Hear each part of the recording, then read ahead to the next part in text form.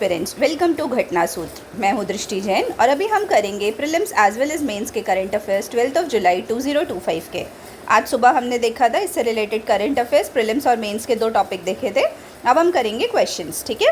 तो सबसे first question है, SEPECAT Jaguar recently seen in the news due to an Indian Air Force crash was a joint aircraft development project between United Kingdom and which other nation। तो अभी एक recent Indian air force का crash हुआ था, तो उसमें बोल रहा है कि ये कौन से 2 नेशंस की कंपनीज मिलके बनाई हैं। तो one is given United Kingdom and second one is asked. So the options are France, Germany, Sweden and Russia. तो देखो, यदि आप लोग न्यूज़ को फॉलो करते होंगे तो उस टाइम फ्रांस काफ़ी ज़्यादा न्यूज़ में था, इसी कारण से तो आप लोगों को पता होगा। This aircraft is an Anglo French aircraft, ठीक है, jointly developed by British aircraft corporation and French firm brigade aviation. ये दोनों कंपनी ने मिलकर बनाया है, जो लेटर मर्ज हो गई थी डसॉल्ट एविएशन में। Conceived in 1960, it was design primarily as a twin engine ground attack. तो ट्विन इंजन ग्राउंड अटैक के जैसे डेवलप हुआ था, and close air support aircraft capable of low level penetration missions. In India it is known as Shamsher. तो India में इसको क्या बोलते हैं? शमशेर बोलते हैं, meaning the sword of justice. The Indian Air Force operates Jaguars extensively for deep strike and maritime operations. Recently, a tragic crash involving a Jaguar near Churu, Rajasthan, तो अभी चूरू राजस्थान में एक क्रैश हो गया है, brought the aircraft into new spotlight, undermining its continued service despite its vintage origin. ठीक है। Second is, through which of the following states does Mahi River pass during its course? तो माही रिवर कौन कौन से states के होकर गुजरती है, ये बोल रहा है। तो the options are Uttarakhand, Himachal Pradesh, Haryana. Second is Madhya Pradesh, Rajasthan, Gujarat. Third is Uttar Pradesh, Punjab, Haryana. Fourth is Bihar, Jharkhand and Orissa. So the correct option is Madhya Pradesh, Rajasthan और गुजरात, इन तीनों स्टेट से होकर निकलती है। माही रिवर का ओरिजिन कहाँ है? विंध्यास रेंज में है, जो धार डिस्ट्रिक्ट के पास है, मध्य प्रदेश में इसका ओरिजिन। और ये नॉर्थ वेस्ट फ्लो करती है, राजस्थान जाती है पहले, फिर गुजरात में एंटर करती है और वहाँ पे एम्प्टी करती है अपने आप को गल्फ ऑफ खंबात में, ठीक है। और यहाँ पे माही बजाज सागर डैम बना हुआ है राजस्थान में। आई होप ये क्लियर होगा। Third one is, which of the following countries became the 21st member to officially adopt the euro as its currency.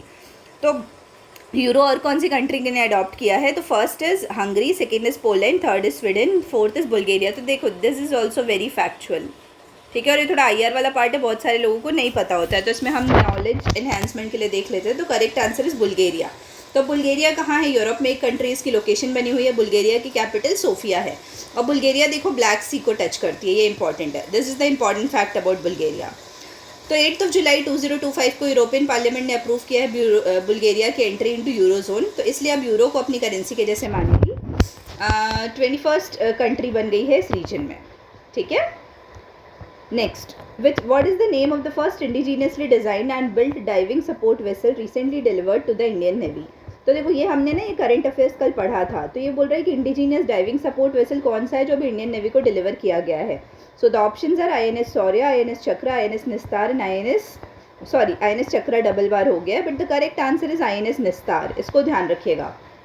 INS निस्तार ना कल हमने पढ़ा था, ये विशाखापट्टनम में बना है, ये भी हमने पढ़ा था। तो 8 जुलाई 2025 को Hindustan shipyard limited in Visakhapatnam formally delivered INS Nistar, India's first indigenously designed diving support vessel.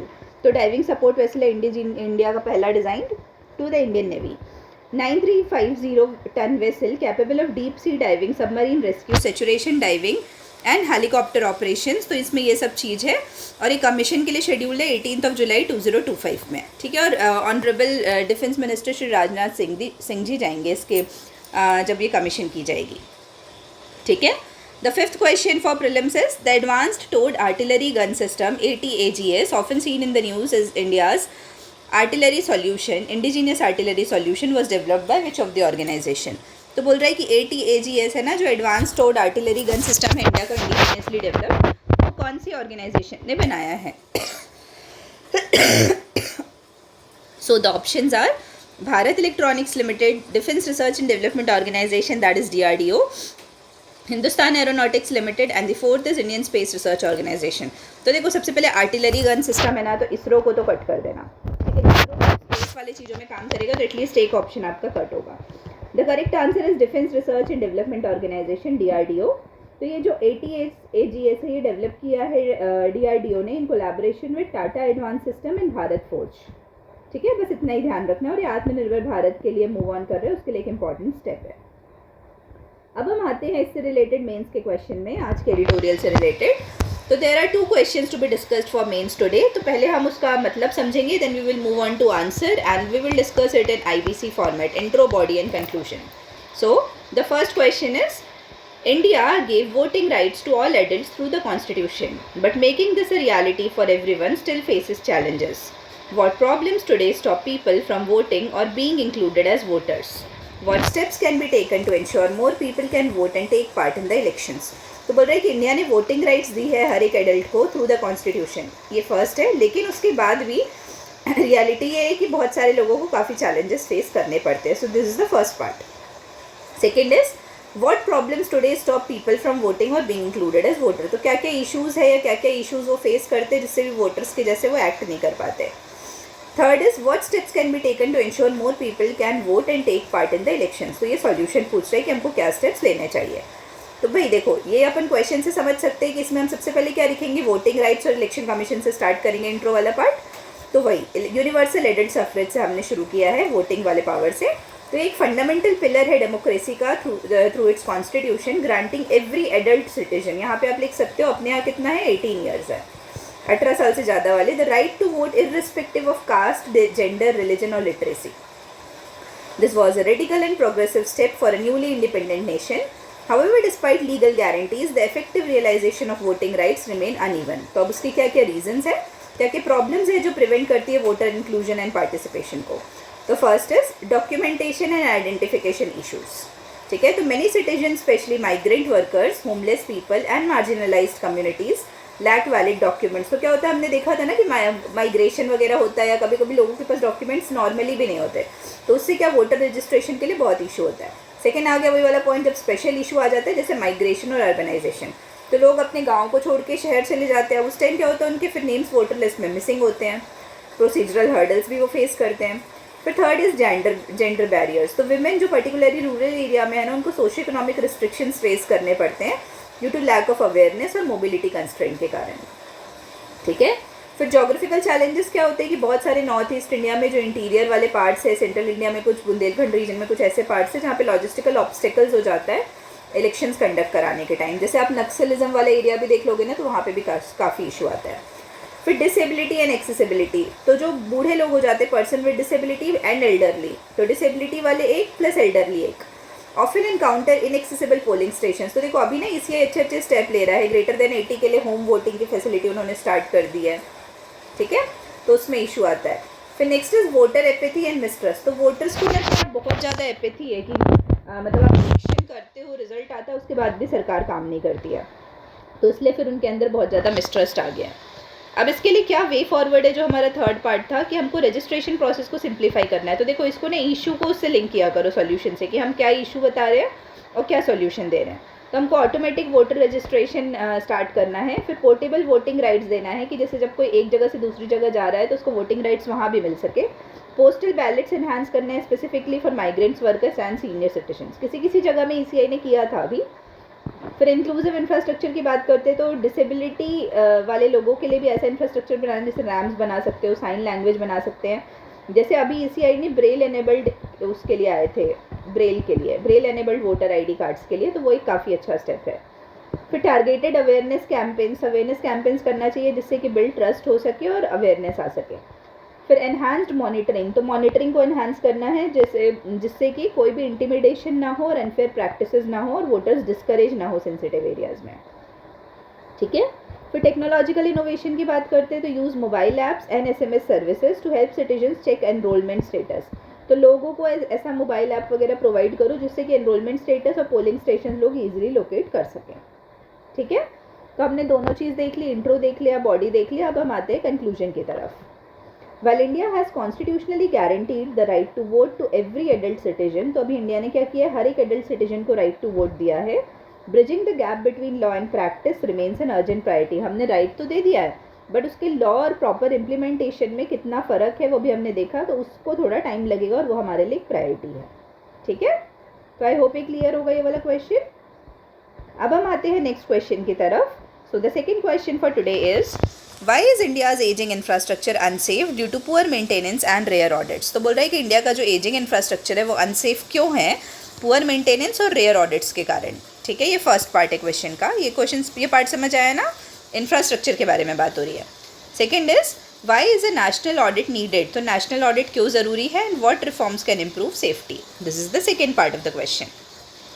ठीक है, तो चलो हम सबसे पहले देखते हैं इंट्रो में। तो इंट्रो में हम किसके बारे में देखेंगे, इंफ्रास्ट्रक्चर के बारे में ऑब्वियसली। तो India's rapid urbanisation and economic growth over the past decades have resulted in extensive network of infrastructure asset, bridges, buildings, dams, roads, railways, ये सब। लेकिन उसमें क्या क्या दिक्कतें हैं, पुअर मेंटेनेंस है, लैक ऑफ सिस्टमेटिक ऑडिट्स है, ब्यूरोक्रेटिक इनर्शिया है जो टर्न अवे कर देता है बहुत सारे, जो बहुत ज़्यादा इश्यूज़ क्रिएट कर देता है और मैनी हेजार्ड्स हो जाते हैं, जैसे ब्रिज कोलैप्स हो जाती है, एक्सीडेंट्स हो जाते हैं बहुत ज़्यादा। तो इसीलिए बोल रहा है कि एजिंग इंफ्रास्ट्रक्चर क्यों अनसेफ है, क्योंकि उसका ना मेंटेनेंस डिफर कर देते हैं, पोस्टपोन कर देते हैं, बाद में करेंगे। तो रेगुलर इंस्पेक्शन और preventive maintenance are often neglected पुराने इंफ्रास्ट्रक्चर के लिए, और फंड का शॉर्टेज भी होता है।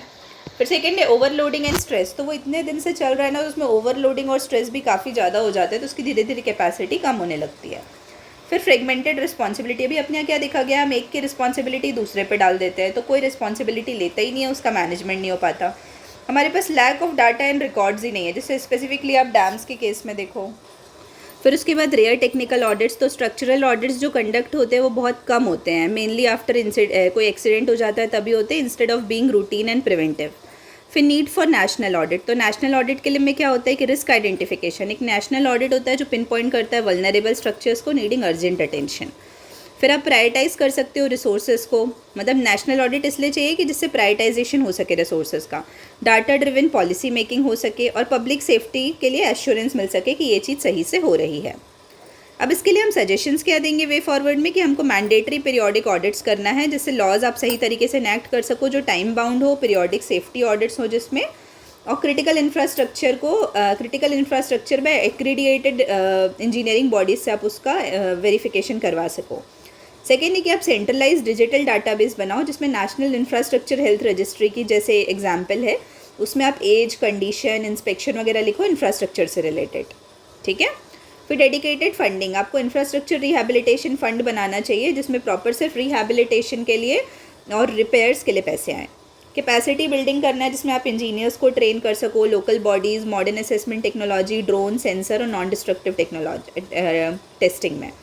वैसे ही पब्लिक डिस्क्लोजर आपको करना है रेगुलर ऑडिट्स करने के बाद, और स्ट्रेंथन रेगुलेटरी बॉडी, जिससे वो अपना काम सही तरीके से कर सके और इंफ्रास्ट्रक्चर सेफ रहे। ठीक है, तो इंट्रो और बॉडी पार्ट दोनों देख लिया, अब हम कंक्लूजन की तरफ आते हैं। तो इंडिया एक क्रिटिकल जंक्शन पे खड़ा है, जहाँ पे maintaining and modernising ageing infrastructure is vital as creating new assets. तो जितना न्यू एसेट्स बनाना इंपॉर्टेंट है, उतना ही मॉडर्नाइज करना इंपॉर्टेंट है एजिंग इंफ्रास्ट्रक्चर को। ठीक है, इसीलिए हमको स्टेप्स लेने चाहिए जो सिर्फ लाइफ सेव ना करे, बल्कि ऑल्सो इकोनॉमिक लाइफ लाइन्स को प्रिजर्व करे। ठीक है, आई होप ये समझ आया होगा। चलो, आप सभी को बहुत बहुत धन्यवाद and all the very best.